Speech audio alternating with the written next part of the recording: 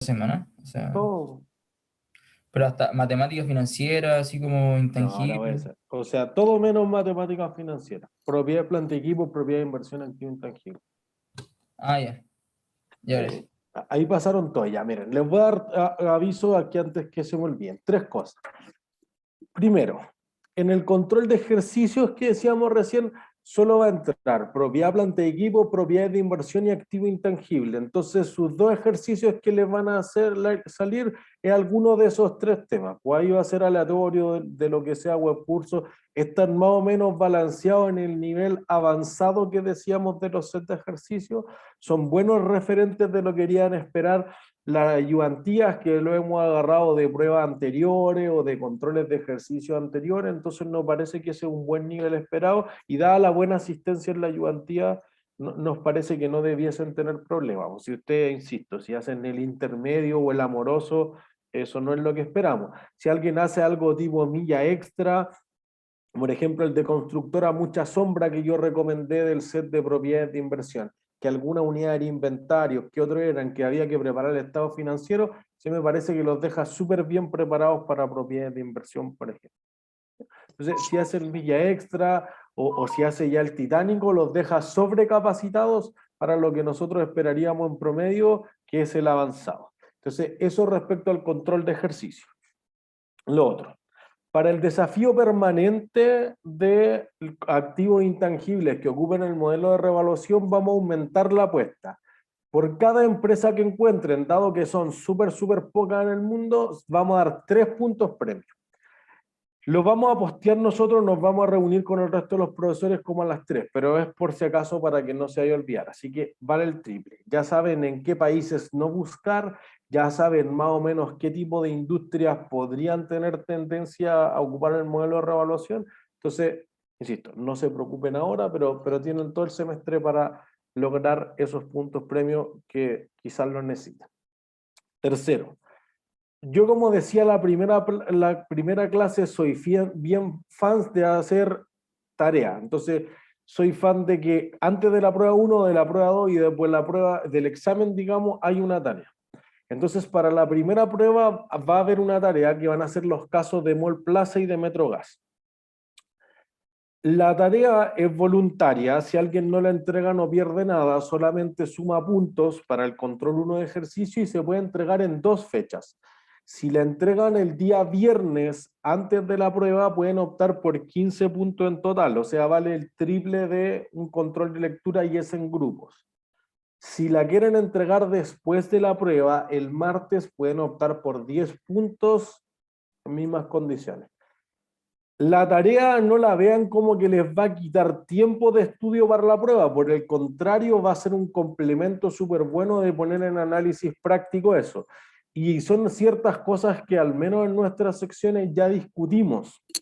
Entonces, por ejemplo, la diferencia entre Mall Plaza, que ocupa el modelo del costo, y el Parque Arauco o Senco Shopping, que ocupan el modelo del valor razonable para sus propiedades de inversión.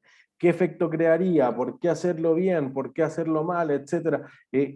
Por ejemplo, el dilema ético que podría tener la revaluación es algo que van a tener ahí y que va a aparecer en la prueba con seguridad. Entonces, insisto que es un súper buen complemento a hacer la tarea como estudio de la prueba. Y Metrogas también. ¿Sí? Que era algo que nosotros discutíamos al principio de propiedades, planta de equipo, respecto a por qué se deberían contabilizar con el modelo de revaluación, si es que son propiedades, planta de equipo o no, cuánto debería cobrarse el precio justo del gas o qué debería hacer si se cobró en exceso, etcétera, etcétera, etcétera. Es algo que van a poner ahí. Y cada caso, que fue algo que me preguntaron en la sección anterior, cada caso viene con las preguntas que tienen que contestar, entonces van a tener el caso y van a tener la guía de preparación del caso, que es lo que tienen que resolver.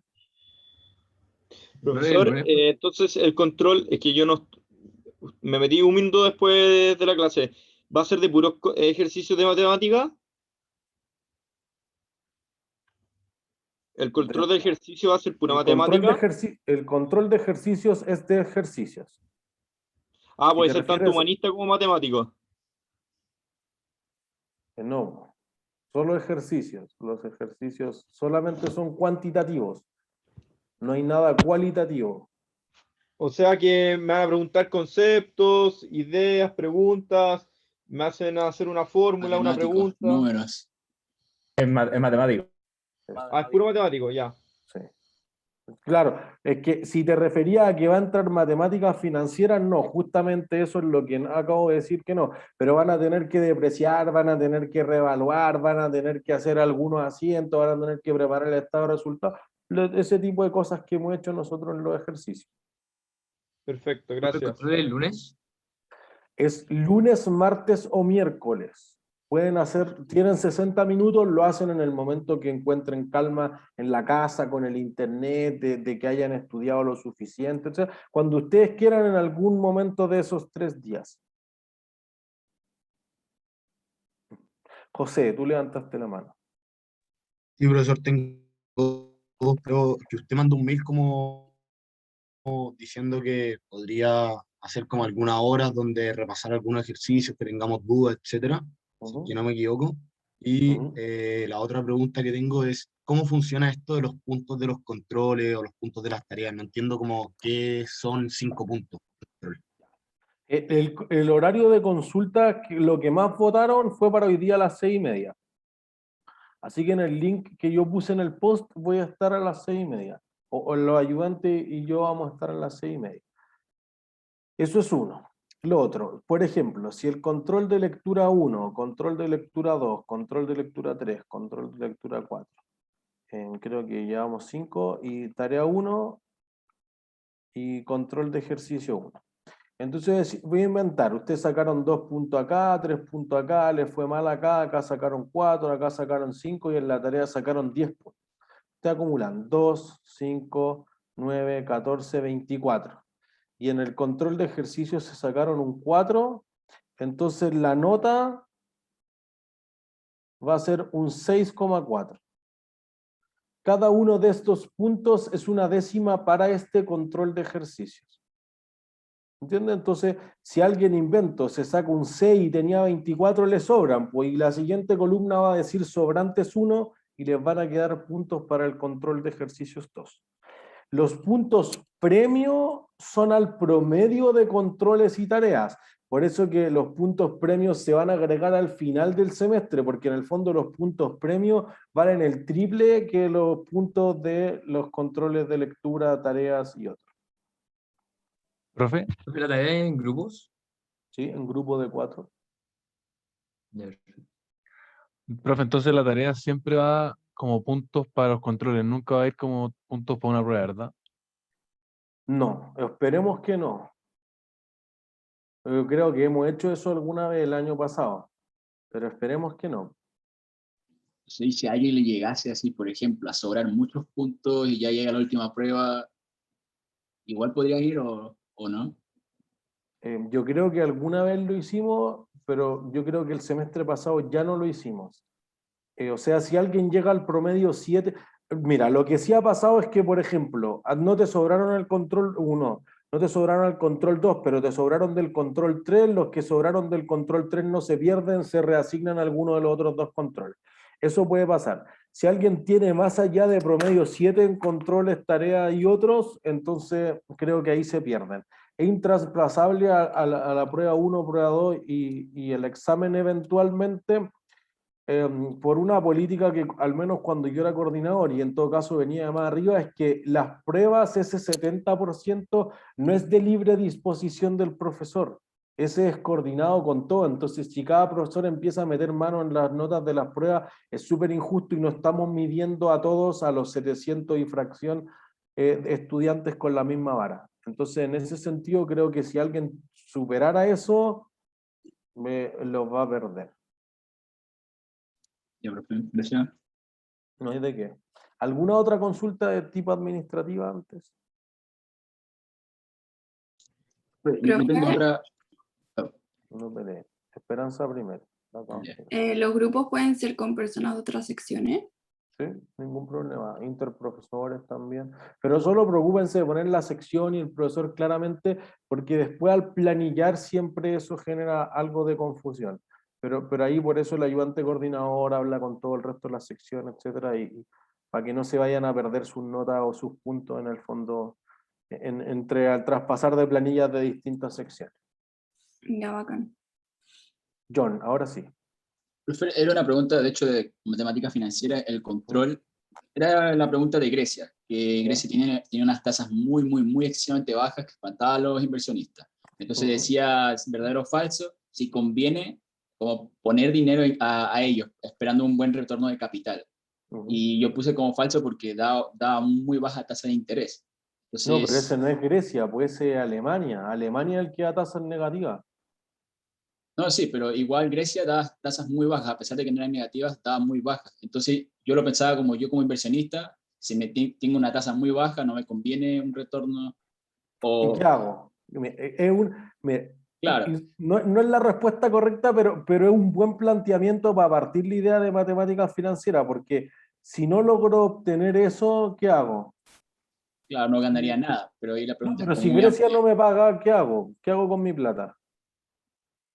¿la pierdo? O sea, Yo digo, oye, Grecia paga 3%. Ah, mejor no. Pero entonces, ¿qué hago con la plata? invierto en otro lado que me dé mayor tasa. ¿Dónde? ¿Dónde? Pero esa es la respuesta típica. No, me voy a otra. ¿A dónde?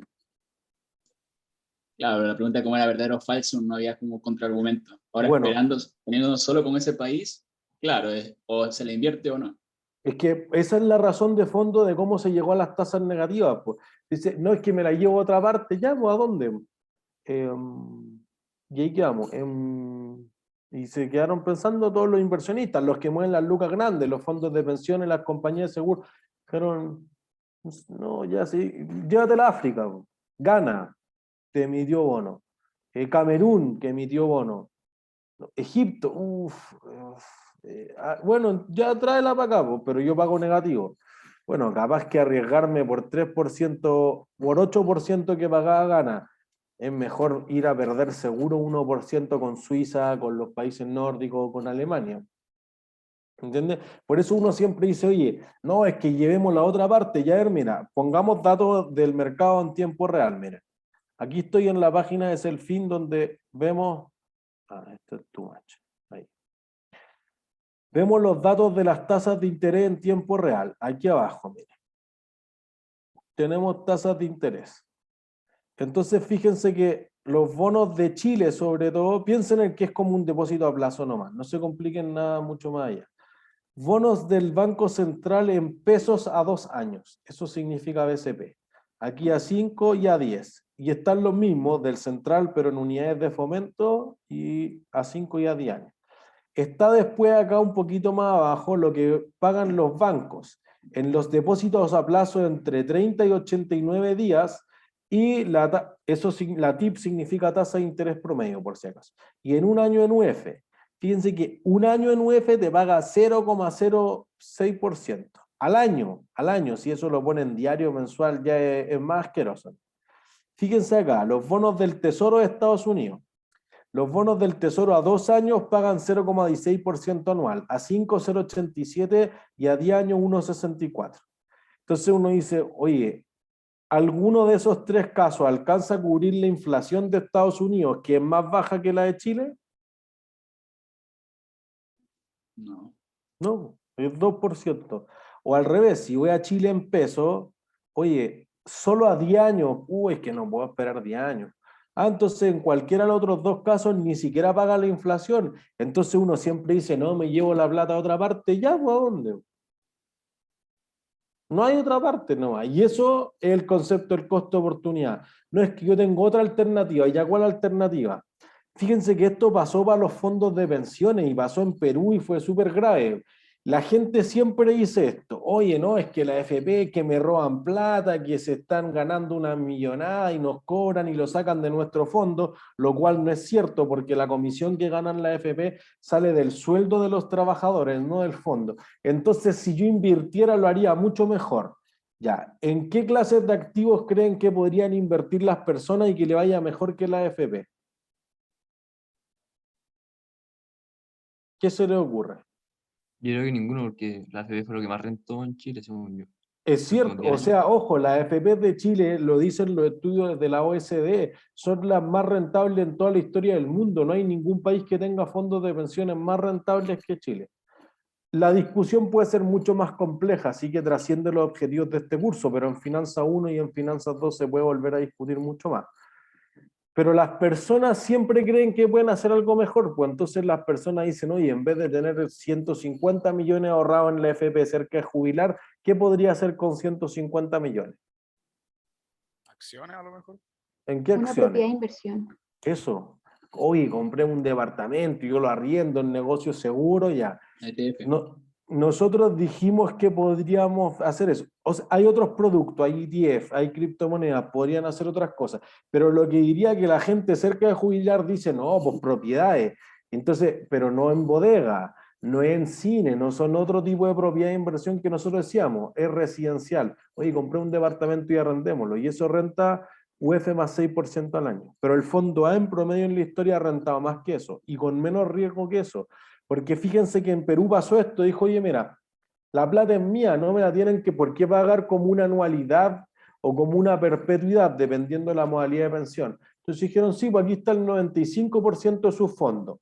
Listo, pues y todas las personas dijeron, voy a retirarlo todo, lo va a hacer mucho mejor que el FP, voy a comprar departamentos para arrendar y eso me va a generar una rentabilidad gigantesca. Listo, todos compraron departamentos. Como todos compraron, ¿qué es lo que no quería hacer el resto?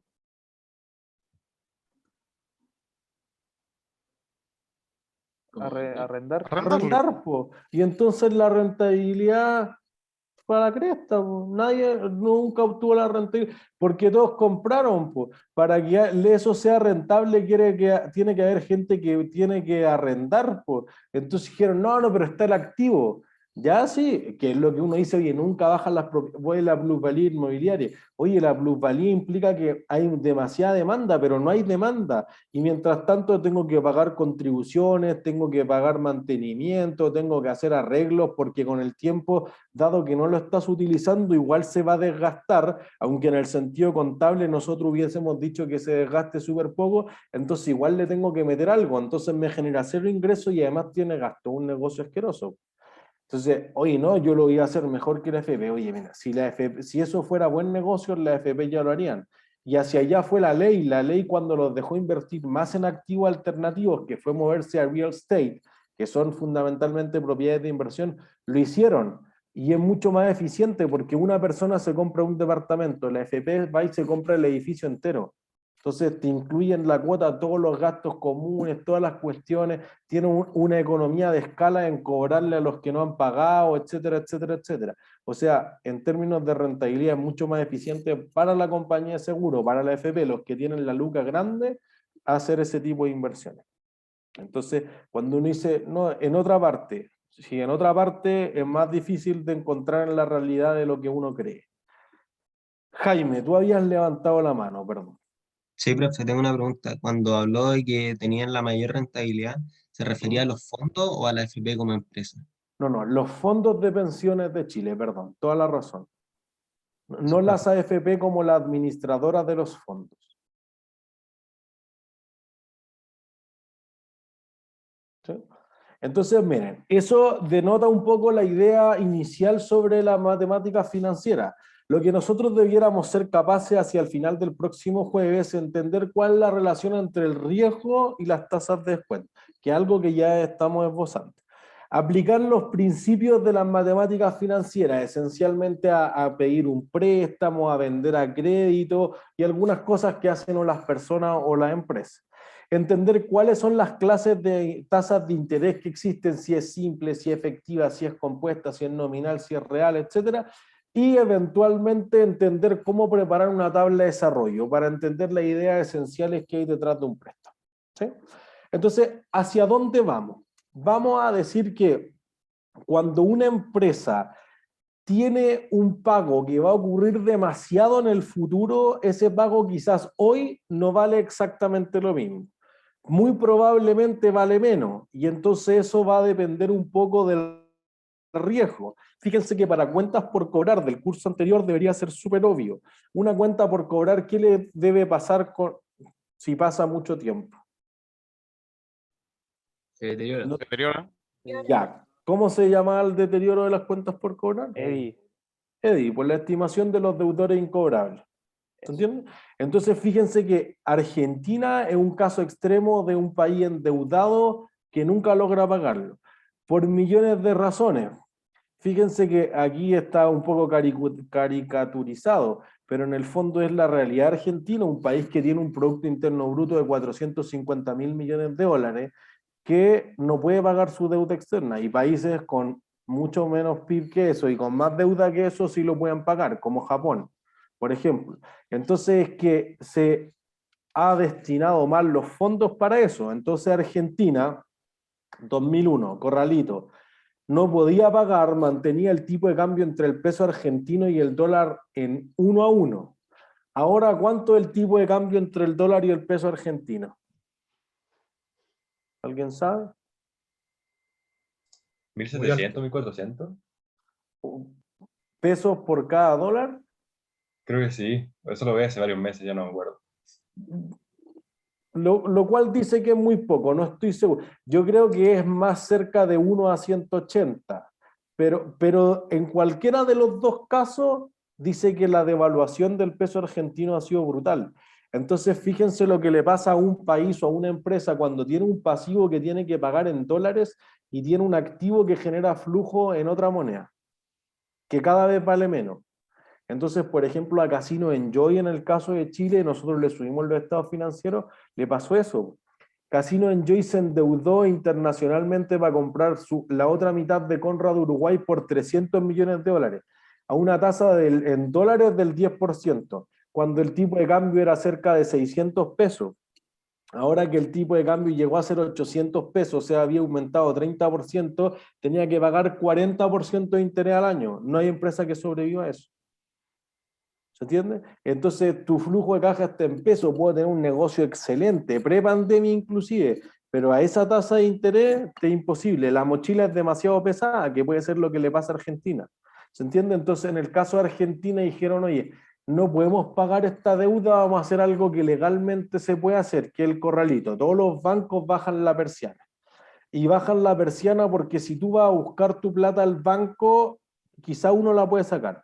2 la pueden sacar, pero 5 no la pueden sacar, porque cuando el banco toma nuestra plata en depósito a plazo, en saldo en la cuenta corriente, etcétera, su negocio es prestarla. Y cuando la presta, entonces no está líquida, no está en efectivo disponible al otro lado. Si yo voy y empiezo a sacar la plata, el banco se empieza a quedar sin liquidez y de repente no va a tener nada. Entonces legalmente tiene la facultad de bloquear eso para que la gente no pueda sacar. Entonces eso genera lo que se llama una corrida bancaria, como una estampilla de personas. Mis ahorros de toda la vida los perdí. No, no los perdí. Por el contrario, esta idea se hace para que los fondos queden ahí, tú los puedas sacar con el tiempo, no ahora, pero con el tiempo.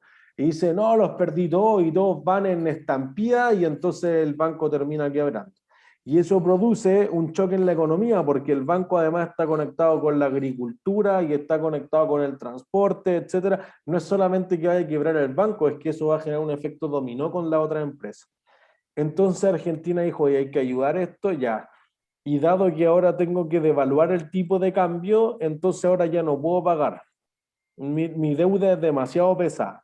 No pago el 2001. Bueno, renegociemos. ¿Ya para cuándo? Para el 2005. Ya, listo, ya. Si no pueden pagar ahora en 4 años más. El 2005 no pago, no, se complicó. ¿Ya cuándo? El 2010, ya el 2010. 2010, hoy la crisis subprime. No, es que ahora no se puede el 2010 pagar.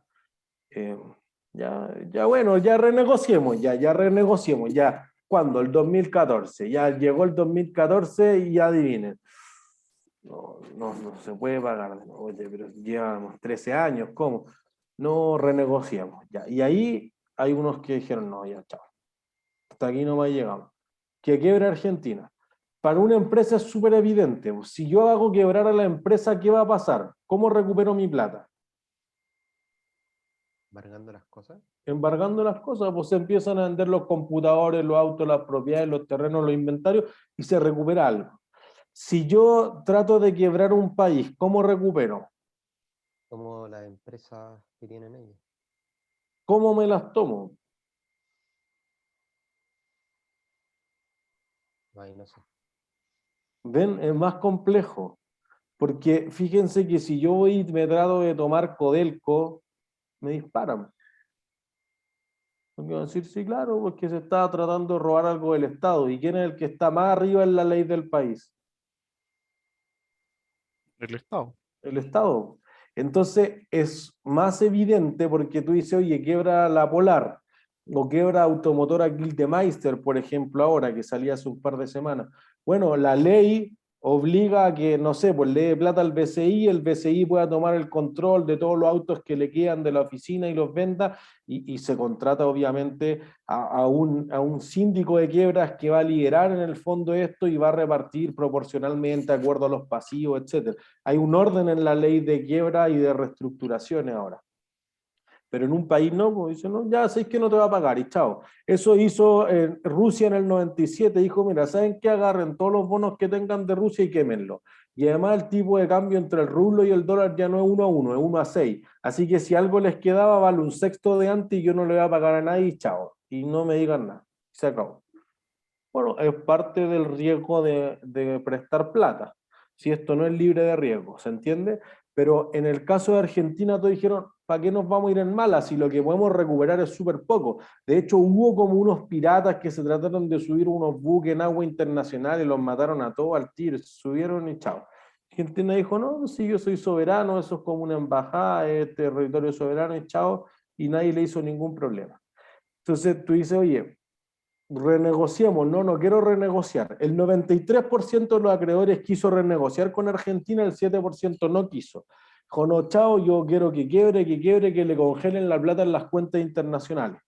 Y entonces ahí se metió en un problema, porque fíjense que Argentina para pedir, en ese momento de haber tenido como unos 150.000 millones de dólares de deuda. No puede emitir en el mercado local, pues los mercados latinoamericanos son muy chicos, tengo que ir a una vitrina más grande. ¿A dónde voy a ir a conseguir plata? ¿Estados Unidos? A Estados Unidos. ¿Pues a qué ciudad? New York. Nueva York. Ahí es donde se Bueno, Estados Unidos mueve el 42% del volumen mundial de fondos.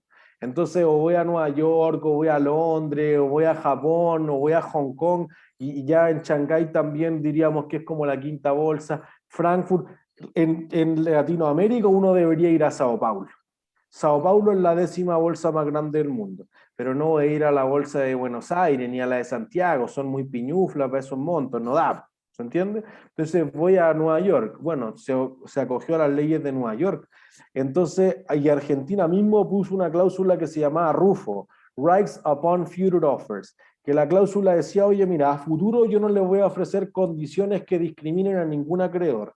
Entonces ellos dijeron, ya, muy bien, el 7% no me quiere pagar, perdón, no me quiere reestructurar y dejarme pagarle en 10 años más, chao, yo le voy a pagar al 93% de los acreedores y el 7% los holdouts, como que se mantuvieron fuera de la reestructuración, lo que Argentina llama los fondos buitre, los voy a mantener fuera. Y entonces uno dice, no puede hacer eso. ¿Por qué no puede hacer eso? Porque ellos mismos pusieron la cláusula RUFO. Y entonces el juez Griesa de Nueva York dijo, es cierto, se congela toda la plata en las cuentas de Argentina en el Bank of New York Mellon. Y Argentina puso el grito en el cielo. Oye, que eso es ilegal, que nosotros somos soberanos, nadie puede estar por encima de nosotros. Sí, nadie puede estar por encima de usted en Argentina. No bajo la ley de Nueva York. Bajo la ley de Nueva York ustedes son cualquier otra empresa. Ni siquiera un país, es otra empresa nomás. Así que Microsoft y Argentina quedan en la misma categoría nomás. Y listo. Y entonces congeló toda la plata. Del 31 de julio del 2014 al 22 de abril del 2016. Y entonces Argentina dijo, no, pues, yo envié la plata para que le pagaran. Entonces yo sí pagué. Los acreedores dijeron, a mí nunca me llegó la plata, entonces no me pagaron. Y quedó en un limbo, y eso marcó la pauta para decir, oye, ¿están en default? ¿Dejaron de pagar o no están en default? No se sabe. Hay algunos seguros que uno podría cobrar cuando pasa eso, entonces no se activan los CDS, etc. No, quedó en un limbo. Las clasificadoras de riesgo que ven esto inventaron una cosa, selective default. Oye, le pagó a unos pero no a otros, eso es ilegal, es una asquerosidad que hacen las clasificadoras, pero es o hay default o no hay default, porque no le puedo pagar a la mitad y la otra mitad no, o al 93% sí, al 7% no. Si no le pago a uno, siempre existe en todos los bonos una cláusula que se llama cross default. Si no le pago a uno, le dejo de pagar a todos al mismo tiempo. Entonces, eso lo metió en un problema gigantesco, hasta que después unos bancos argentinos dijeron yo le compro el 7% que no quieren negociar, y nosotros nos metemos a negociar con el 93% y arreglaron esto. Pero estuvo la plata congelada 1 año y medio. ¿Entiendes? Y en el fondo lo que uno dice, oye, mira, si ustedes les debiera plata a Argentina, ¿le aceptan que les paguen 20 años más o no? No. ¿Qué harían? ¿No? ¿Qué hacen? No. Entre Argentina y otro país, solo con Argentina o quedarme el dinero. O solo bueno, siempre hay una oportunidad, o sea, eso es lo que... Claro. No, es que le vamos a prestar a otro. Ya préstenle a Alemania que les paga negativo. O préstenle a Argentina que les promete pagar 15%, 20% al año. Y usted dice, no, pero la inflación capaz que es más que eso. Bueno, préstenle a Venezuela que prometía pagar 95.000% hasta que entró en default el 2019. Y uno dice, oye, 95.000% suena bien, pero no tan bien si la inflación es de 1.700.000%. Como que la cifra sale de cualquier parámetro que uno pudiera como considerar razonable para el caso de Chile al menos. ¿Se entiende? Entonces tú dices, oye, yo presté 100, quizás ya no voy a recuperar los 100, quizás va en 50, pero Argentina te dice, oye, te prometo pagar 150, pero en 20 años más.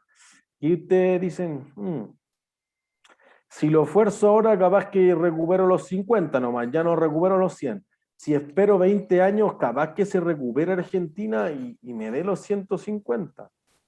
Profe, ¿y si uno exige que me devuelvan en dólares, por ejemplo? Así es, porque en peso argentino nadie lo pescaría, no existe. Ni en pesos chilenos, no es una cosa del peso argentino. No existe. Cuando uno va a los mercados internacionales o es dólares, francos suizos se usa harto, euro, y algo se ha empezado a usar el yuan. Y los yenes japoneses quizás, pero libra esterlina, por ejemplo, mucho menos. ¿Entiendes? Sí, o Reales sea, uno siempre brasileños... presta en dólares al final, o alguna de las otras. te prestan dólares, pues claro. Tu problema es pues ¿cómo Argentina consigue los dólares? Ah, ya, o sea, Préstamo, sí, no tiene otro. el problema también, ya. No, pues claro, pero ¿quién le va a prestar plata? Uno dice, ya voy a ir a pedir plata, sí, pues vayan con el peso de Argentina a pedir plata a los bancos lo van a escupir, le van a decir, váyase acá, ¿qué le va a prestar si usted me debe hace 20 años y todavía no me paga? Piensen que se hayan pasado la mitad de su vida laboral quizás tratando de cobrarle a Argentina. Argentina no paga desde que ustedes nacieron. ¿Entiendes? Entonces uno dice, no, es que mira, yo tengo una forma de conseguirlo, pues Argentina tiene YPF, petrolera, ya, pues eso te genera un problema, por eso que para Venezuela es súper obvio, y en los 90 todos querían invertir en Venezuela, incluyendo Estados Unidos. En los 2000 nadie quiere encontrarse con Venezuela, porque claro, cuando el barril de petróleo valía $120, entonces Petróleos de Venezuela, que es la empresa con las reservas probadas más grande en el mundo, era una empresa así brutal, que valía, no sé, lo que vale Walmart ahora, 300 y tantos mil millones de dólares de valorización, no está en la bolsa, pero haciendo el símil con Petrobras, que sí estaba en la bolsa en más o menos eso. Si uno en realidad dice, oye, a $20, a $30, lo que ha bordeado los últimos 2, 3, 4 años, y muy por debajo de 120.000, entonces te entran súper pocos dólares. Entonces no es solamente que yo tenga la intención de pagar, es que nadie te vende dólares. Y ahí ya vienen los bloqueos de Estados Unidos, etcétera. Entonces físicamente te es imposible conseguirlo. Es como ir a Argentina y tratar de conseguir dólares. Fíjense, si alguien ha ido los últimos 10 años a Argentina, si uno lleva un billete de 100 te lo cambian mucho mejor que si llevo 10 de 10 y tengo que ir así como a la florería, en Corrientes, en Buenos Aires al menos, y te van a pagar mejor todavía, porque hay un mercado informal, por eso que es súper difícil conseguirlo a través del banco. Bueno, eso es riesgo, eso es lo que queremos decir. Entonces, algunos estarán dispuestos a seguir esperando y quieren asumir el riesgo, pero ¿por qué asumirían el riesgo? Porque tengo esperanza de que Si la pérdida no me Argentina va cuesta a pagar tanto. O sea, pero si ustedes pudieran elegir a Chile y Argentina, ¿por qué elegirían a Argentina? Puede ser más Elegiría Chile. rentable. Eso Yo es. Nadie quiere soportar el riesgo sin llevarse el retorno. Eso es financieramente una estupidez. Nadie quiere hacer eso. ¿Se entiende? Porque en el fondo tú estarías perdiendo, o sea, estarías durmiendo mal todos los días y además voy a rentar menos. Mejor duermo bien y rento más. ¿Se entiende? Entonces, la única razón para prestarle a Argentina es que Argentina tenga mayores tasas que Chile, por ejemplo, o que Perú, o que Colombia, o que México, que son los que han tenido mejor performance en Latinoamérica, lo que se conoce como el mercado integrado latinoamericano, el MILA. Para que tú le prestes a Grecia, que hay alguien que le presta, no solamente el Fondo Monetario y el Banco Mundial para salvarlo de hundirse, le prestan los inversionistas es porque te paga mejor que Alemania, mejor que Francia, mejor que los países nórdicos, ¿se entiende? Y le prestan a Italia y a España y todo el resto de los PIGS, que en el fondo son países que después de la crisis subprime llevan 10 años muy, muy complicados y con todo lo que eso implique para un país, tener que bajar las pensiones a la mitad y cosas como súper violentas en términos económicos para la gente sobre todo. Imagínense un abuelito que le corten la pensión a la mitad. ¿Sí? Eduardo, tú habías levantado la mano. Sí, por ejemplo, si un país que tiene fama de no pagar, como el caso de Argentina, ¿por qué se irían como invirtiendo en él si al Porque la final, tasa es buena, po. pero por ejemplo, igual es mucho más riesgoso, lo que usted decía? Por eso, pero soy muy riesgoso, subo la tasa. Pero entonces los bonos son, por así decirlo, al mismo tiempo más rentables, pero obviamente ¿Sí? con un riesgo mucho más alto. Eso. O sea, es una rentabilidad esperada, no es una rentabilidad cierta. Podría ser que después igual nunca te pagan. Claro. ¿Entiendes? Eso hace la diferencia. Por eso que después una lección súper valiosa en Finanzas 2 es que los mercados no tienen memoria. Rusia no te pagó el 97, dijo, oye, agarren todos los papeles y quémenlo eso y nosotros no vamos a pagar nada, chao, y no nos hablen. Y listo, se acabó. 4 años después dijo, necesito plata, ¿quién me quiere prestar? Y todo depende de la tasa. Y le fueron y le prestaron los mismos que no te había pagado. Entonces aquí esta cuestión de picarse, hoy me amurro porque no me pagó, no sirve. Las emociones en los mercados financieros van a llevar a tomar malas decisiones. Oye, ya es que no me pagó el año pasado, ya pasó, pues y ahora ofrece más con el mismo riesgo que el país de al lado, sí, entonces voy por eso. Todo un problema de riesgo-retorno. Gracias, profe. ¿No hay de qué? Tomás. Sí, profe, ¿y de qué sirve que se metan en organismos como el FMI y le pasen plata a Argentina que después igual les tiene que devolver? Como, no sé, ¿ayuda realmente que le pasen esa plata o no? Es una gran pregunta para los profesores de macro. Porque en el fondo podría solamente hacerla no asumir nunca su realidad nomás. Que es que gastan más de lo que tienen. O sea, no sabría decirte una respuesta positiva o negativa. Lo salvan de que no se hunda, del desempleo, de que lleguen a cosas como visualmente violentas, o sea, estar por debajo de la línea de la pobreza, que haya gente con hambre recogiendo basura afuera de los restaurantes, que un país que era rico durante los años 90 le pasaba los años 2005, 2010, etcétera. Entonces, como que eso puede ser como, oye, el Banco Mundial o el Fondo Monetario Internacional está justamente para que los países muy ricos, los G8, los G9, etcétera, G10, si quieren, traten de compensar esto. Pero quizá uno dice, oye, pero ¿para qué seguimos intentándolo con Argentina? Mejor intentémoslo con Burkina Faso, con el Congo, con República Democrática del Congo. No sé, quizás que habría que ir por África, ¿se entiende? Entonces, sirve para salvarlo del problema, pero no es una solución permanente, me atrevería a decir. Es como un parchecito nomás. Ya, gracias.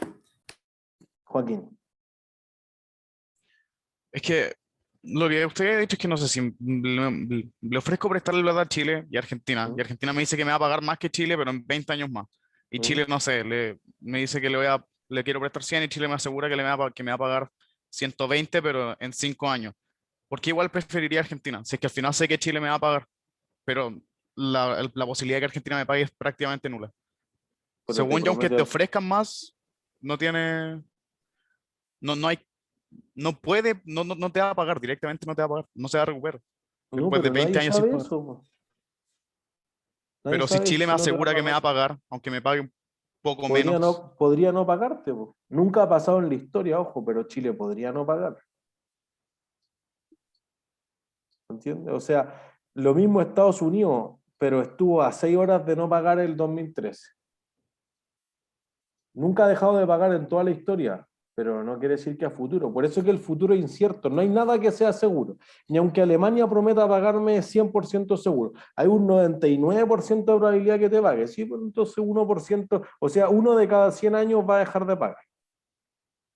Entonces, pero lo que pasa aquí es que es algo más complejo y quizás no queremos entrar tanto a eso. La mitad de Finanzas 2 se centra en esta discusión de cuánto vale el riesgo y cuánto de rentabilidad extra debería cobrar. Es que tú eres muy averso al riesgo. Entonces tú haces lo que hace una parte significativa de los inversionistas, que es flight to quality. Oye, si ya la embarrada, arranco hacia la calidad. Entonces, si marzo del año pasado, si los mercados financieros se están derrumbando, compremos lingotes de oro, porque va a tener un valor siempre. Si el dólar empieza a tambalear, entonces vayámonos al franco suizo, monedas de reserva. Y listo. Si las acciones son un desastre, vayamos a bonos de los países, bonos del Tesoro, o Bundesbond en Alemania, o los gilts en Inglaterra, etc. Listo. Eso pasa. Y otros dicen, no, pues este es el momento. O sea, si alguien vio películas de la crisis subprime, por ejemplo, The Big Short, que es una mala traducción, La Gran Apuesta, pero The Big Short, los inversionistas que apostaron en contra de la crisis subprime les fue súper bien, pues, pero eso es riesgo. Entonces, en el fondo alguien puede decir, oye, ¿qué pasa si yo hubiera invertido en Bitcoin cuando valía $7.000 hace menos de un año? Y ahora vale, ayer rozó el máximo, $64.000. Entonces hubiera obtenido 900% de rentabilidad en un año. Eso no lo consigo ni en la mejor acción de la historia, que es Amazon.com. ¿Por qué cómo? Y si alguien dice, oye, que no vale nada, mira, si quiebra Bitcoin, que no hay nada detrás, pues aire. Riesgo y rentabilidad, ¿se entiende? Lo tonto sería que Bitcoin rentara un 1% y la gente invirtiera en eso sabiendo que los bonos del Tesoro de Estados Unidos rentan 10 y no hay riesgo de que no te paguen. Eso sería como ineficiente. Y eso en general tiende a no darse en los mercados financieros. Puede suceder en algunas veces, pero eso tiende a regularse súper rápido, porque todos se van a los bonos del Tesoro, nadie se va a Bitcoin, entonces cambian los precios de mercado. ¿Se entiende? Entonces, fíjense, un problema para las matemáticas financieras clásico es las pensiones. Las pensiones dependen de muchos factores, por ejemplo, los meses que se esté aportando o contribuyendo al fondo de pensiones. ¿Qué tan temprano se empezó a aportar la edad de afiliación y cuándo va a jubilarse la persona? Por eso es que las mujeres terminan teniendo pensiones más malas en el caso de Chile porque se jubilan 5 años antes. Y además que esa pozo que tienen la torta hay que dividirla en más tiempo porque se fallecen más tarde. La última tabla de mortalidad, perdón, decía que los hombres fallecían a los 86 años y las mujeres a los 89 años en promedio, lo que produce que tenga que estirar un chicle más pequeño por más tiempo, por lo tanto es obvio que la pensión mensual te queda más baja. Si además eso le sumo que el sueldo va a influir súper harto, oye, y las mujeres en general tienen sueldos más bajos en un trabajo equivalente, es otra disparidad que produce que las pensiones de las mujeres sean más bajas. La rentabilidad, ¿cuánto va a crecer esto compuestamente? Va a generar que eso en el futuro, por eso hay un concepto de valor futuro, sea mucho más alto. Y cuando me jubile, las rentabilidades que estén dando los fondos en 40 años más, va a producir un efecto en valor presente. Entonces, un problema de pensiones, que ojalá lo alcancemos a hacer el próximo jueves, resume todo lo que uno debería saber sobre matemáticas financieras. ¿Entiendes? Entonces, lo que nosotros queremos decir son dos cosas súper simples, que es la idea que hemos estado discutiendo estos primeros 40 minutos. Primero, ¿ustedes prefieren que les paguen ahora o que les paguen en 20 años más? Ahora. Ahora. ¿Por qué? Porque puedo empezar a usar la plata ahora. Puedo ocuparla. Porque tengo la plata ya. La tengo en las manos, estoy seguro que la tengo en las manos. Depende de la impaciencia del ahorrante. Por ahí va. O sea, depende de qué tan impaciente sea, pero algunos cobrarán más caro, otros cobrarán más barato, pero debiese depender de esta impaciencia en el fondo. Y también del tipo de tasa. O sea, ¿cuánto vale ahora? O sea, ¿cuánto Bueno, vale lo de ahora en 10 años más? es que eso depende ya de un problema más financiero, pero April creo que había levantado la mano. Sí, es que me acuerdo que el dinero en el futuro valía menos si lo traemos a valor presente. Entonces, Ya, por eso ahí prefiero está el que valga. concepto del valor presente. Pero ¿por qué vale menos en el presente? Porque lo pasan mal, po. Ustedes le prestaron plata a un amigo, van a terminar peleados eventualmente. Por eso es siempre súper mal negocio prestarle plata a los amigos. Porque cuando ya te pidieron, estáis fritos. Oye, no me prestaste, hoy querís más letero. Iba a decir más letero. Oye, pero me prestaste y nunca me pagaste, terminamos peleados igual. Entonces eso ya genera un problema. Entonces lo que va a suceder es que tú vas a decir, oye, mira, el dinero vale más ahora porque lo paso mal, dormí mal durante un año para recibirlo en el futuro. Lo mismo con Argentina. Pero además existe un riesgo. Entonces fíjense que no es solamente el que cambiar consumo intertemporal hoy por el futuro podría haber hecho algo, sino que además hay un riesgo en el futuro de que en la inversión no me dé, o el país no me pague, o la persona, o la empresa, etcétera, que además hay inflación, que quizás no esté esa moneda disponible, que sea mucho menos líquido. O sea, ahora las criptomonedas llevan unos 4, unos 6 meses de un alza impresionante. De hecho, ayer por fin, por primera vez en la historia, se abrió un exchange, como una casa de cambio, pero de criptomonedas, a la bolsa y recaudó una cantidad impresionante, 85.000 millones de dólares, lo cual lo mete dentro de las 50 empresas más grandes del mundo y venden, entre comillas, aire, activos digitales, que como decíamos en lo intangible es un desafío gigantesco. Fíjense que la contabilidad no logra adaptarse sustancialmente rápido a la realidad de los negocios, pero aquí te digo, mira, intercambiar cualquier cosa que no existe en la realidad, que en muchos casos todavía no puedo ocuparlo para comprar nada en la realidad, vale 85.000 millones de dólares esa empresa. Entonces, vale más que Falabella, que Sokimich, que Agua Andina y que Entel, no sé, y súmenle 10 empresas chilenas y vale más que eso. ¿Se entiende? Entonces eso puede hacer una diferencia significativa. Entonces hay dos conceptos de fondo que uno dice, oye, mira, lo importante es que en el futuro vale menos el dinero porque estoy perdiendo algo que hacer. Si además a eso le sumo el riesgo, debería cobrar una tasa de descuento más alta. Y eso implica que en valor presente va a valer menos todavía. Entonces, pongámosle número a esto. Digamos que el Banco Central está recibiendo un depósito a plazo o vendiendo un bono, que es lo mismo. No entremos a lo que un bono, no se compliquen con cosas más complejas, lo vamos a aprender hacia la prueba 2. Y entonces te dice, mira, yo te ofrezco una tasa de interés, yo agarré la del principio del 2019, que era 3%, para que fuera un número redondo. Entonces, si uno pusiera 3 millones ahí, diría, mira, en un año más puedo retirar mis 3 millones más el 3% de esos 3 millones, 90 lucas. Por lo tanto, uno va a tener 3 millones 90. ¿Sí? Por el contrario, si uno lo fuese a pensar al revés, uno diría, oye, si yo recibo 3 millones 90 en un año o recibo 3 millones ahora, ¿qué prefiero? 3 millones ahora. ¿Por qué? Porque puedo, tal vez, pensando mejor, como el costo de oportunidad no se evalúa, como después de un año ganar 90 lucas no es nada, poniendo 3 millones en una tasa. Eso es lo que, por lo menos, mi pensamiento. Bueno, ya, entonces lo que tú crees que tu costo de oportunidad es más alto. Lo que mostramos recién era que las tasas de interés de los mercados son mucho menos que eso. O sea, a 5 años te estaba pagando 2% y a 2 años te estaba pagando 0,67%.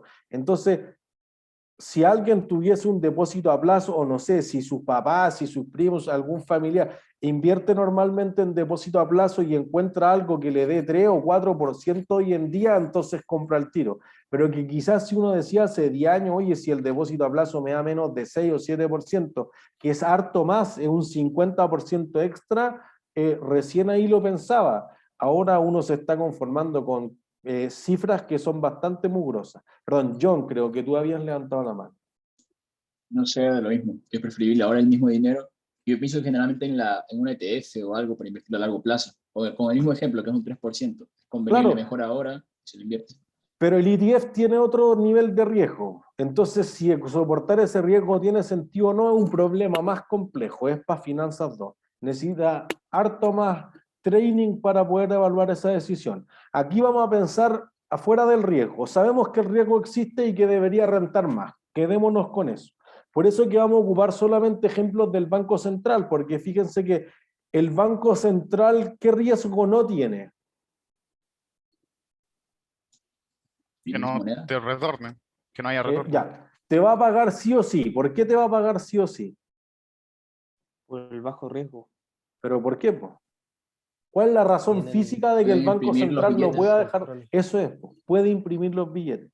Tiene el monopolio natural de la impresión de los billetes. Entonces, cuando uno compra un bono del Central en pesos, eso significa BCP. 10 significa 10 años, etcétera. Y el bono del Central en UF, el BCU 30, por ejemplo, un bono del Central en unidades de fomento a 30 años. Los de corto plazo normalmente se llaman PDBC, papeles descontables del Banco Central, 360, 180, 90, 30 son los más típicos y habla de días. Y Chile se da el extraño caso que el país emite bonos a través del Banco Central y a través de la Tesorería General de la República emite los bonos de la Tesorería en pesos y los bonos de la Tesorería en unidades de fomento.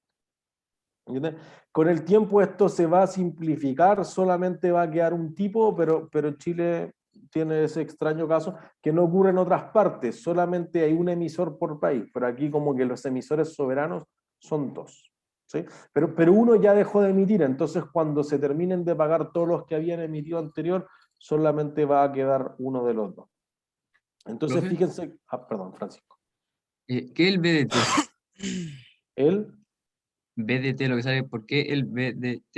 Valor Arriba. del dinero en el tiempo. Ya, eso era. Perfecto. ¿Alguien iba a preguntar otra cosa? Perfecto. Entonces, riesgo. Oye, si le va a prestar a Argentina, a Grecia, a la Polar, al Unimark, a Alsacia, el Transantiago, que anduvo como 5 años en el Transantiago y ya entró en default al tiro. Automotora Gildemeister, que se acaba de acoger a la ley de quiebras de Estados Unidos el otro día, etcétera. Entonces ahí uno dice, oye, mira, el riesgo debe ser premiado con mayor retorno. Esa es la idea de fondo que queremos llevarnos y eso cumple uno de los objetivos de aprendizaje. Segundo, cuando nosotros estamos pensando en que si tú tuvieras un monto inicial, por ejemplo los 3 millones, ahora que pudiera rentarte 3% o tuvieras 3.090.000 en un año, exactamente lo mismo.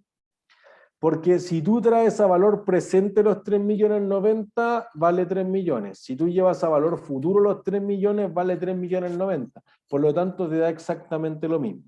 Lo que pasa es que cómo lo llevo hacia adelante o hacia atrás en este valor presente o valor futuro hace la diferencia. Por ejemplo, si tú tienes este monto inicial, tú puedes decir, oye, yo genero 3% al año, pero si pasan 2 años, 5 años, 10 años, etcétera, esto va a ir creciendo exponencialmente, que es la noción 1. O tú podrías decir, yo gano 3%, si pasan 5 años he ganado 15%, he ganado 21%, he ganado 30%, etcétera. No crece exponencialmente, crece linealmente. ¿Cuál de las dos ideas está correcta? Perdón, José, tú antes levantaste la mano.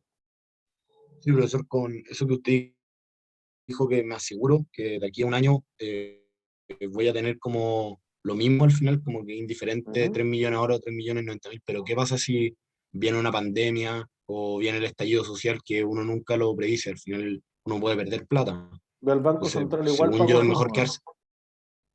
El Banco Pero tal Central no vez no dejó de tiene el imprimir mismo billetes. precio. Pero tal vez 3 millones hoy día puedo hacer más que 3.090.000 si es que vendría un estallido social, ejemplo, el ¿Por la 2019. inflación? Sí. Bueno, entonces compro un UF. Ah, ya, por eso. Pero si tú hubieras tenido los 3 millones y vino el estallido social, igual está, ¿no? O sea, por eso que, miren, y ojo que uno dice, oye, pero aquí lo más seguro es quedarse con la plata.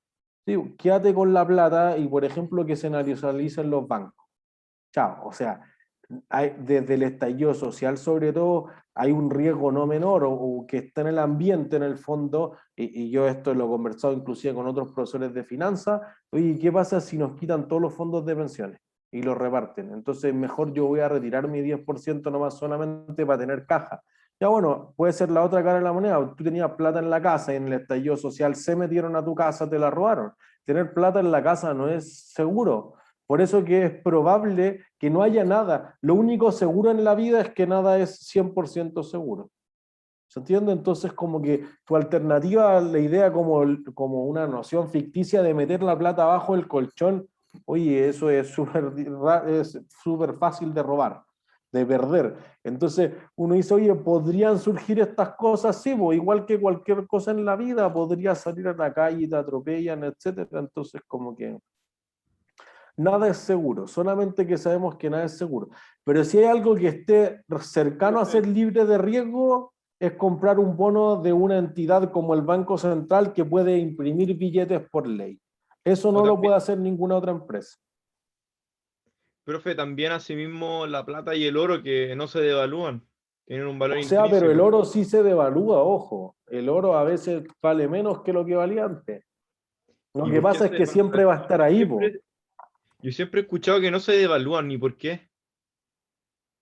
Porque nadie lo quiere, po. Es muy caro hacerlo con oro. Si encuentro un sustituto del oro, yo podría hacer cables de oro, es mejor transmisor que el cobre, pero a ese precio voy a morir haciendo cables de oro. Hago Claro. cables de cobre. Entonces, depende de cuánto sea la disponibilidad, de cuánto que es la reserva, etcétera. Pero si quieres, googlealo después de clase y mira el precio del oro. El precio del oro fluctúa, en algún momento llegó a $2.000 la onza, después bajó a 1.100, o sea, no es que sea una línea recta a través del tiempo. Entiendo, Eso profesor, gracias. no hay un activo que tenga el mismo precio constante a través de todo el tiempo. Entonces, Vale, gracias. la pregunta de fondo, lo que yo quería ir es, ¿cuál es la noción correcta? ¿1 o 2? ¿Qué sentido la noción correcta? No sé. Si ustedes me fueran a cobrar algo en 5 años más, ¿me cobrarían 1 o me cobrarían 2? Tengo que comparar entre dichas tasas a ver qué me genera. El uno, el que se compone respecto al monto del mes anterior, por decir.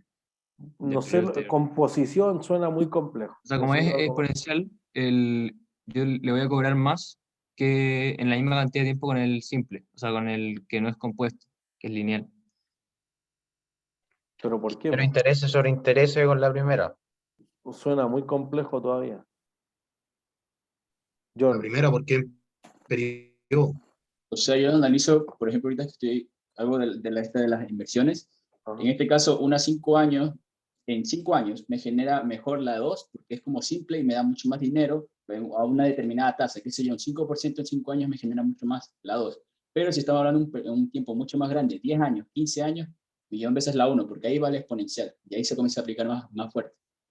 Es cierto, o sea, la 1 es, pero quizás tratemos de hacerlo con un concepto más simple. ¿Ve? Si alguien se salta una comida y queda con hambre, ¿se enojan o no?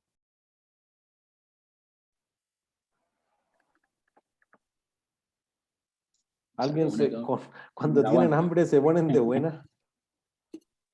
Ya, si alguien se salta 2 comidas por cualquier razón, porque está trabajando, etc., ¿estará el doble de enojado o más que el doble? Más que el doble. Más que el doble. Eso es lo que queremos decir. Esto crece exponencialmente. O sea, imagínense ustedes se pierden en el desierto, en el bosque, no comen en 2 días, en 3 días. Oye, su salud ya físicamente con deshidratación se va a empezar a exponencialmente echar a perder. Entonces, fíjense que aquí la tasa, el R, la tasa de rentabilidad al costo de oportunidad es el pasarlo mal. El pasarlo mal crece exponencialmente porque pensemos en los mismos 3 millones. Oye, el primer año yo me perdí 90, pero el segundo año me perdí los 90 del segundo año más el 3% de los 90 del primer año, entonces me perdí otros 2.700. Y eso va a ser para el tercer año que me perdí los 90, los 2.700 y el 3% de eso, no sé, 81 pesos. Y eso va a ir creciendo exponencialmente todos los años.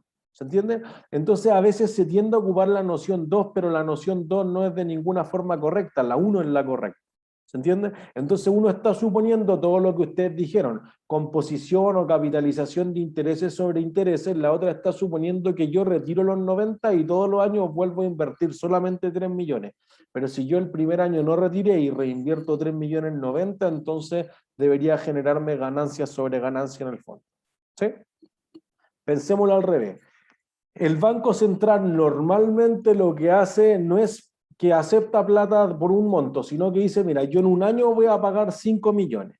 Entonces, ¿cuánto estarías dispuesto a pagar tú por 5 millones en un año? Bueno, el valor presente de eso.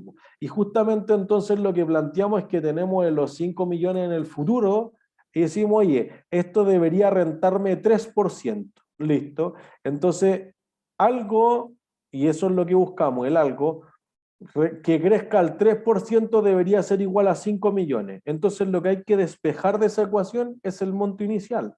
Y entonces ahí uno dice, oye, si yo fuese capaz de entregarle al Banco Central, sea un depósito, sea un bono, 4.854.000 y eso renta el 3%, justamente va a darme esos 145.631 que faltan para llegar a 5 millones.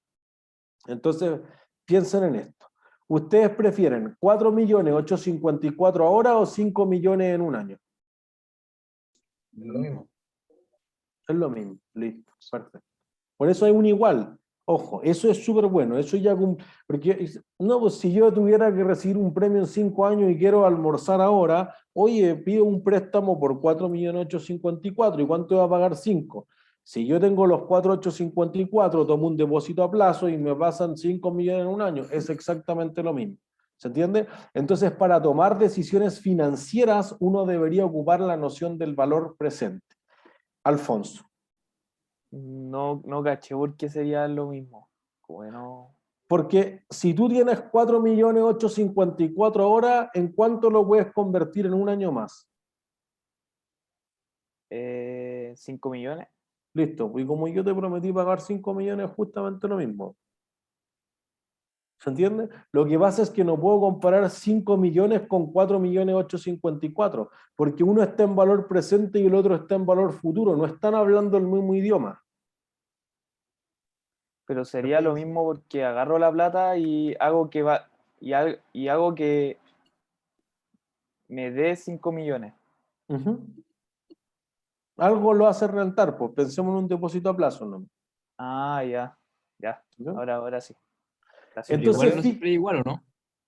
O sea, depende, pues depende de la tasa, depende del plazo. Justamente eso es lo que queremos evaluar ahora. Aplicado sobre todo a la contabilidad, porque piensen que, por ejemplo, nosotros dijimos, oye, quizá hay cosas que pasan una vez, la provisión por desmantelamiento es el mejor ejemplo. Tú dices, oye, mira, yo en 10 años voy a tener que desarmar un escáner y voy a pagar 10 millones. Ah, ya, entonces vas a ver una salida de 10 millones en 10 años. Ya. Y si yo hubiera tenido la plata ahora, la podría haber hecho rentar 5%. Y entonces, y van a pasar 10 años. Listo, entonces quizás la provisión debería ser hoy día por 7. Estoy inventando los números. ¿Sí? Pero que esto cada vez se va a ir creciendo y se va a acercar a 10. Entonces, por eso se habla del valor del dinero en el tiempo. El dinero va a ir creciendo hasta convertirse en 10. Entonces hay que ir actualizando eso. Y fíjense que esto justamente determina una de las cosas más importantes que uno quiere ver. Si yo aumento la tasa de interés, ¿qué pasa con el valor presente? Disminuye. Disminuye, listo. Eso es uno. Si yo por el contrario aumento el plazo, es decir, no me llega en un año, me llega en 10 años, ¿qué va a pasar con el valor presente? Disminuye también. Disminuye. Listo.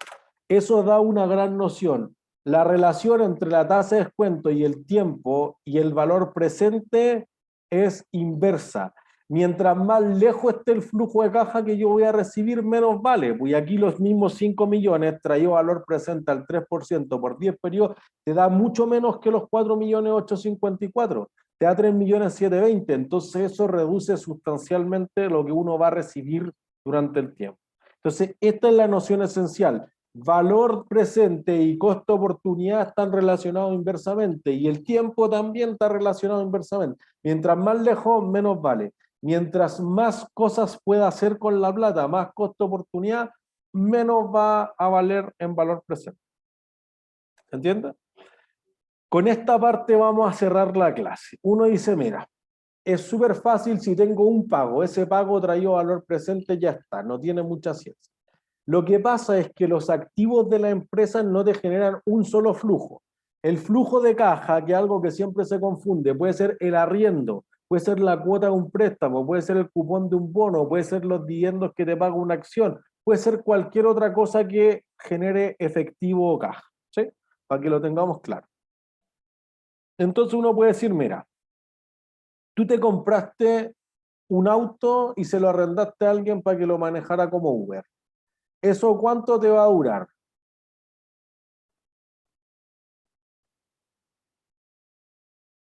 En promedio, o sea, Ujú. años. ¿Cuánto? No sé, de 3 a 5 años.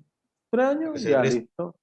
Sí, Se deprecia, ¿no? pues listo. Y lo voy a usar mucho más de lo que lo usa una persona normal, listo, 3 años. Si la empresa impuesto interno dice 7, por ejemplo. Entonces uno dice, oye, ya listo. Entonces me va a generar flujos por 36 meses, por ejemplo.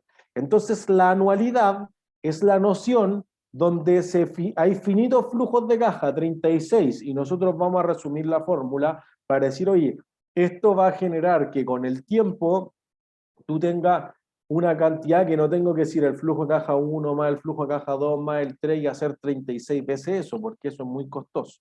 Entonces piensen en las máquinas, cuando nosotros hablábamos del valor en uso para hacer el test de deterioro, justamente ese es el valor en uso. El valor presente de lo que te vayan a generar las máquinas por 10 años, por 3 años, por 5 años, por lo que sea. ¿Entiendes? Y el flujo de caja, insisto, es quizás las unidades que produzca, menos los costos de producción, menos los gastos de mantenimiento, etcétera, te genera un flujo de caja. ¿Sí? Podrían haber cosas que son perpetuas. Entonces, ¿qué cosas podrían ser perpetuas? Arriendos. Los arriendos, listo, los arriendos de una propiedad de inversión.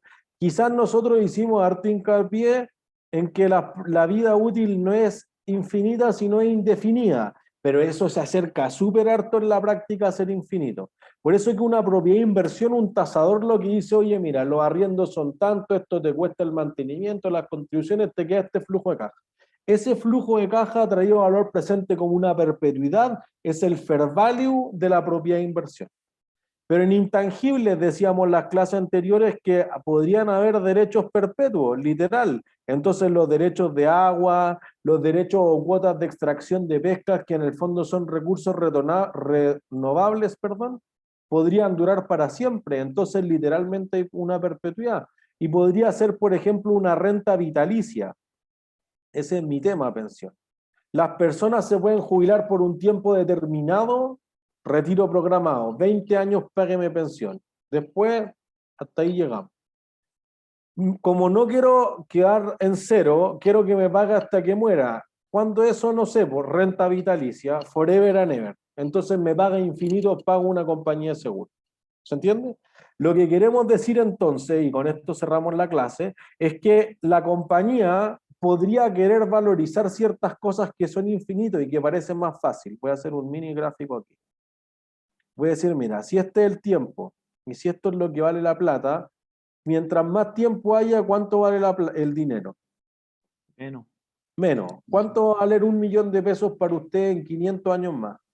Nada. Cero. Nada. Ah, tiende a cero. Entonces esto tiende a cero. Entonces lo que nosotros decimos es que si el Banco Central, por ejemplo, me prometiera pagar 120.000 pesos por año para siempre, lo que nosotros estamos tratando de valorizar es justamente todo el área bajo la curva. Entonces, para los que sean muy matemáticos, estamos tratando de hacer esto. El flujo de caja traído valor presente. ¿Esa serie converge o diverge? Diverge. ¿Va a tender a infinito? Converge. Converge, porque fíjense que tiende a cero. Si fuera hacia arriba, diverge.